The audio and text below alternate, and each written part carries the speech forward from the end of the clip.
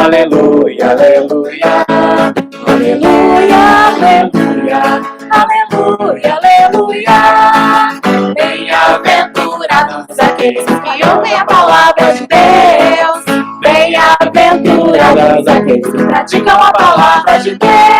Aleluia, aleluia, aleluia, aleluia, aleluia, aleluia, aleluia, aleluia. O Senhor esteja convosco.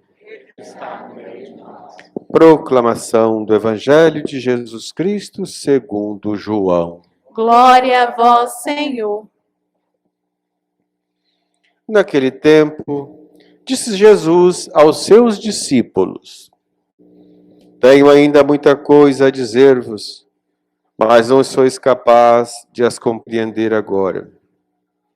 Quando, porém, vier o Espírito da verdade, ele vos conduzirá à plena verdade. Pois ele não falará por si mesmo, mas dirá tudo o que tiver ouvido. E até as coisas futuras vos anunciará. Ele me glorificará, porque receberá do que é meu e vô-lo anunciará. Tudo o que o Pai possui é meu. Por isso, disse que o que ele receberá e vos anunciará é meu. Palavra da salvação. Glória a vós, Senhor.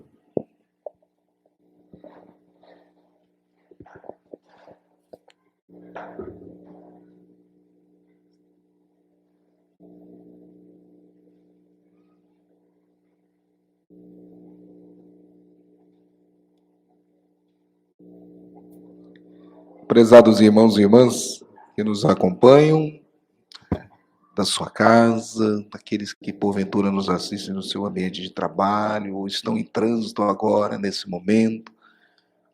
Prezado diácono José Francisco, a liturgia, já desde a abertura do sexto domingo do tempo comum, já procura nos encaminhar, do tempo comum não, desculpa, desde a semana passada, do quinto domingo, do tempo da Páscoa, já nos encaminha para o grande evento, a solenidade de Pentecostes, onde o Espírito virá sobre a igreja e a igreja receberá o seu batismo, o batismo de fogo. E as leituras de hoje não são diferentes, elas nos ajudam a nos prepararmos para este momento. Sim, porque o Pentecostes também te envolve. O Pentecostes não é um evento que venha sobre a organização, a estrutura física da igreja. Não. O Pentecostes veio para abraçar a cada um de nós que somos batizados e incorporados à igreja através do nosso batismo. O corpo de Cristo, que é a igreja. A Cristo cabeça do seu corpo. Então, o Pentecostes vem para nós, como bem de Jesus, para observarmos os seus mandamentos. Mas você já se perguntou por que o Senhor derrama sobre a igreja e, portanto, sobre você o Espírito Santo? Mas é para nos capacitar. Não pense você que o seu batismo é simplesmente um rito de entrada na igreja como uma comunidade de fé ou simplesmente um participante. Não! Existe um porquê nós somos batizados e um para quê. Há um motivo pelo qual nós devemos viver o nosso batismo.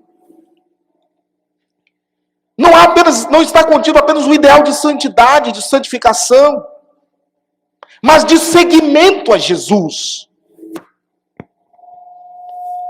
De incorporar-se à sua vida e vivenciar o seu carisma. O nosso batismo, a nossa vida, precisa ter um produto concreto, ou na linguagem bíblica, gerar frutos. E o batismo nos torna evangelizadores, anunciadores do reino de Deus. A exemplo de Paulo hoje, que pensadores, os que tinham academias, né? O que era uma academia? Uma academia era simplesmente um grupo em que um pensador, que nós hoje chamamos de filósofo, mas um pensador, né? Você sabe, filósofo, né? Amigo do saber, né? Filo, né? Amigo, Sofia é saber. Então, o termo filosofia significa isso. Aquele que é amigo do saber, né, do conhecimento. Então, a academia, nós vamos falar, fulano entrou para a academia, né, ou para a universidade, ou para uma faculdade. Estes centros de saber foram fundados pelos filósofos gregos, pelos pensadores gregos, e eles chamavam aquele grupo que eles reuniam em torno dele. E aí nós temos tantos filósofos, né?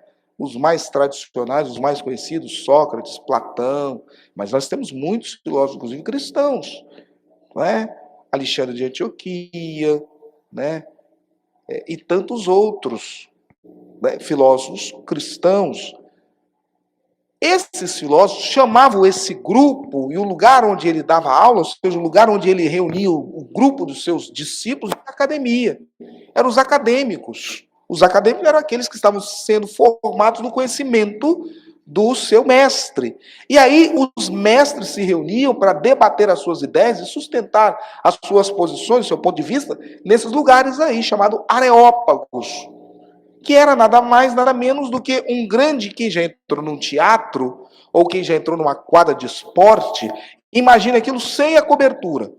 Não é? Normalmente em círculos, com aquela arquibancada, e lá embaixo estava alguém discursando o seu tema, o seu pensamento. Paulo foi visitar o Areópago, porque Paulo era um filósofo também. E ele era de uma corrente moral muito bonita, que contribuiu muito para o nosso cristianismo, que eram os chamados estoicistas. Os estoicos, cujo Paulo gostava dessa filosofia e estudou na escola de Gamaliel, exaltava muito os valores éticos e morais do ser humano. Por que o homem faz o bem? Por que ele faz o bem? Por que ele precisa ser ético? Por que ele precisa ser honesto? Por que a mulher precisa ser honesta, ser ética, ser correta nas coisas, no relacionamento e nos negócios da vida? Porque a ética produz o bem, produz a harmonia entre as pessoas, o desenvolvimento social, a moral também. Os estoicos pensavam dessa forma. E aí Paulo, então, foi até o Areópago, porque também era mestre, ele é pensador, e falou, agora eu vou fazer o meu discurso. E no Areópago se discutia sobre tudo, sobre diversas teses. E Paulo foi falar, e no Areópago existiam várias pilastras com estátuas dedicadas a deuses gregos, pagãos. E tinha uma lá que não tinha imagem nenhuma. E aí, Paulo, como um grande entendido, vai dizer bem assim, olha, meus amados, exalto a fé de vocês, a sabedoria de vocês. Veja que vocês aqui conhecem muitas divindades, mas tem um que vocês não conhecem, e eu vou vos revelar. Olha, este lugar aqui, esse pedestal, ou essa pilastra aqui, que não tem Deus nenhum, este Deus que há em vocês não conhecem, eu agora vos revelo, é Jesus Cristo. Olha que bonito. Olha que inteligência de Paulo. Não ofendeu nenhum daqueles falsos deuses. Não acreditava em nenhum deles. Sabia que nenhum deles existia. Mas para falar de Jesus, ele foi inteligente. Precisava ser inteligente. Se ele começasse a ofender aqueles deuses que estavam ali, aquelas pessoas que acreditavam naqueles deuses não iam parar para ouvi-lo. E o grego gosta de ouvir o outro. Mesmo que o outro pense diferente. Olha que interessante. O grego gosta de ouvir o outro. O outro prega com sabedoria, o grego gostava de ouvir e dava essa liberdade. E aí Paulo começou a falar de Jesus. E muitos pararam para ouvi-lo. Houve um problema quando Paulo foi falar na ressurreição. Os gregos não acreditavam em ressurreição da carne, porque a carne, o corpo, era algo muito ruim, né? Era uma visão negativa. Não, carne, como é que pode? Não. Então, sobre esse assunto, Paulo, nós vamos falar em outro momento.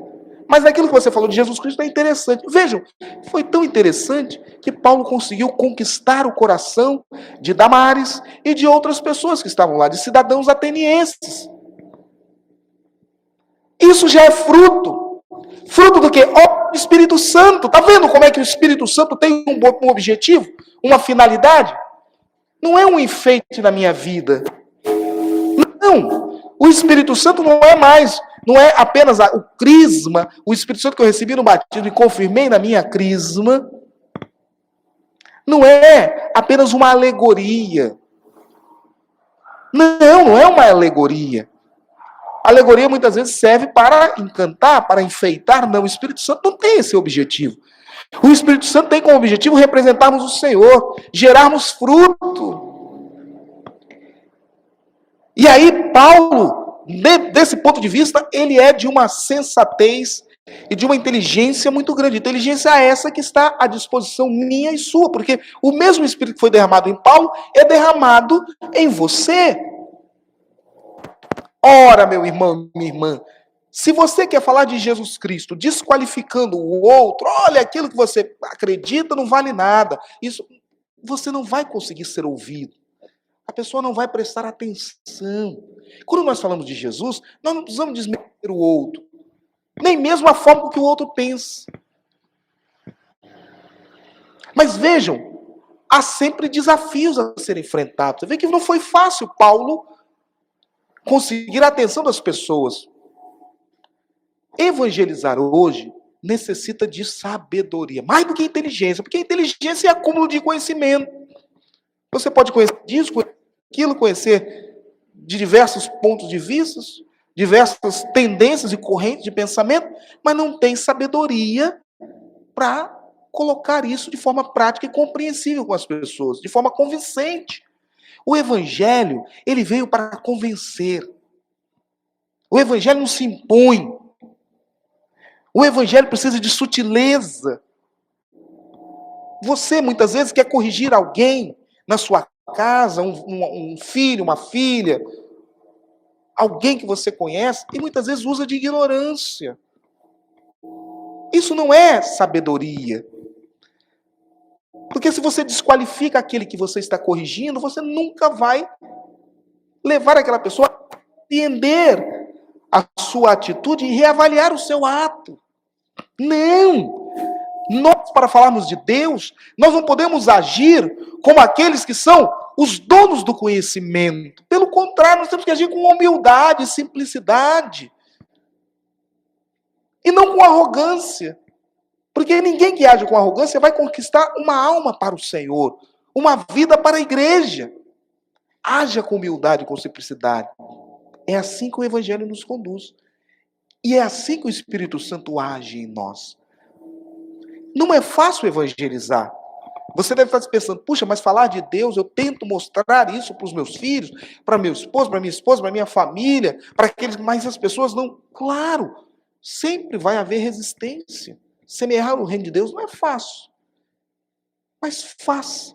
Porque quando nós falamos de Jesus, nós não estamos aqui, meu irmão, minha irmã, pensando em números.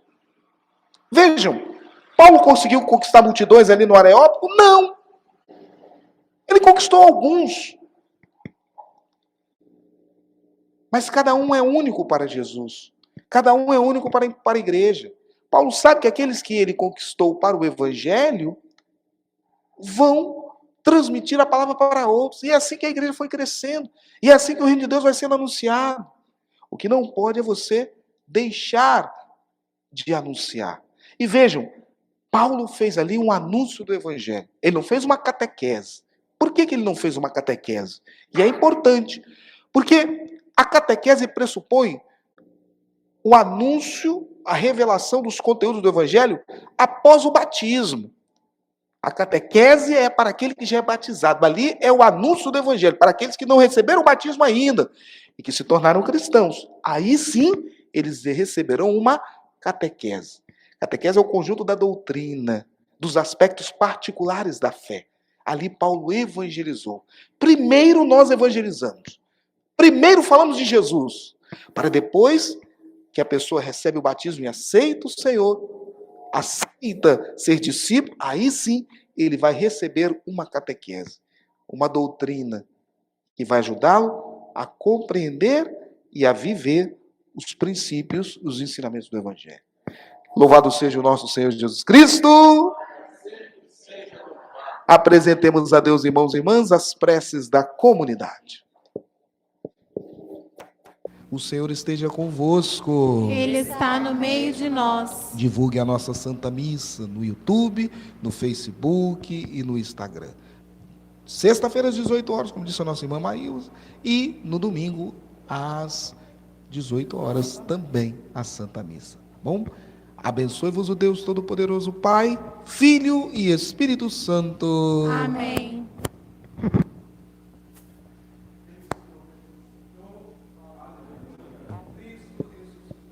Aleluia. Meu prezado irmão, minha prezada irmã, que acompanhou pelas redes sociais essa Santa Missa, ficai na paz de Deus aí no seu lar, no recanto do seu lar. Que Ele abençoe você e toda a sua família. Amém. Amém.